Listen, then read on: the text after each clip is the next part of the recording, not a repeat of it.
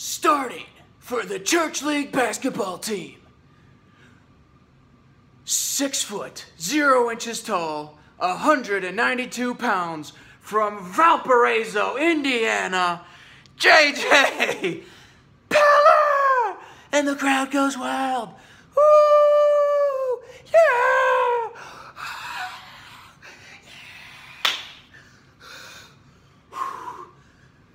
Got the game tonight, about to drop some threes on some people. Sorry, I'm losing it because Lauren's doing some behind the scenes of the YouTube vlogs, and I know she's videotaping me over there because she thinks I'm crazy. Yeah, I'm crazy. So what? Crazy about you. She said back at you, in case you're wondering. So I'm pumped. Number one, because we got basketball tonight and it's going to be very fun. I have a blast doing it. Number two, since it's basketball season, or at least since we've got a basketball game going on tonight, I thought I would share a lesson that I always need reminded of and think it's good to bring up that maybe you can learn something from too and take something away from. So it's this, and I've shared the story before when I've done talks with students in different organizations because I think it rings pretty true. So for a lot of people, I don't know if you've ever played basketball before or other sports, but for a lot of people, they get really excited about being a starter. And I remember playing 8th grade basketball, and all the guys were like, oh, who's going to start? Who's going to be the starting five? And like everyone was just talking about that. And the coach came in one day and he said, listen, I don't care who the starting five are. Stop talking about who the starting five are going to be because I could care less. That doesn't mean anything. Starting five matter nothing in the game of basketball. What matters,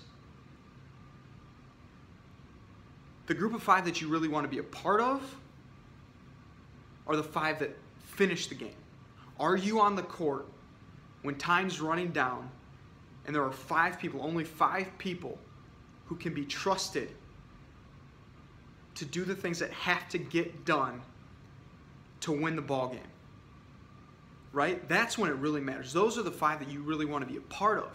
Because that means you've done something right during the game. That means you've hustled. That means you've executed. That means you've proven that you can be trusted to execute and get results for your team and those around you, the people that care about you, the people that are on your team, your coaches, your teammates. The fans know that you are the one that can make it happen. You're one of the 5 that can make it happen.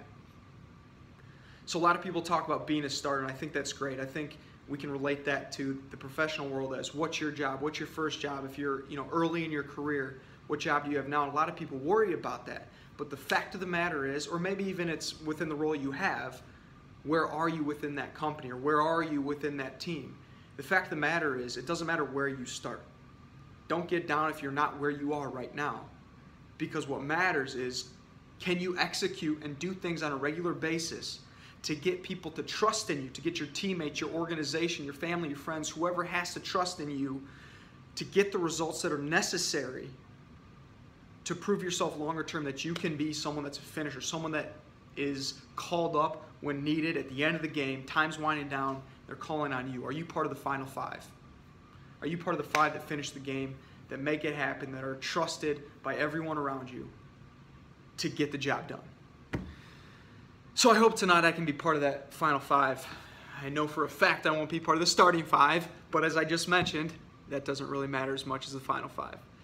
So I hope you got something out of that story. I really, as much as I joke around with the videos, I think the content and the stories and the ideas are truthful and can be utilized and thought on in a way that allows us to really engage ourselves and our minds in a different way to propel ourselves forward when we need to be propelled forward by some stories that can empower us. So hopefully that's helpful. And I'm excited for you. I'm excited for me. It's been a great start to the week, although we've got a late game tonight. It's an 8:30 game, and you know, well, maybe you don't know, but some of you probably do, that I go to bed real early, 8 o'clock, but that's just so I can get up super early, 3 o'clock. So it's going to be a rough one, but I'm excited for it, and I'll tell you why. I'm not complaining about it. At first I wanted to complain, but now I'm excited about it because it's an opportunity to challenge my mind to push through physical limitations. Normally when I go to bed that late, I'm like, oh, I'm going to sleep in and get up late tomorrow and just barely make it to work on time, not go through my morning routine and my prime that gets me pumped and ready to rock and roll for the day. But I'm excited because it's a chance to that's not what I meant to say. It's a chance to push myself and my limits mentally to see what I can do physically, to get up, get rocking and rolling, and control my thoughts, control my mind, and therefore control my actions. Whew, so I'm excited. Let's rock and roll. Have an awesome evening. Have an even better tomorrow, and get better every single day. And while you're doing it, have fun. Be awesome, baby.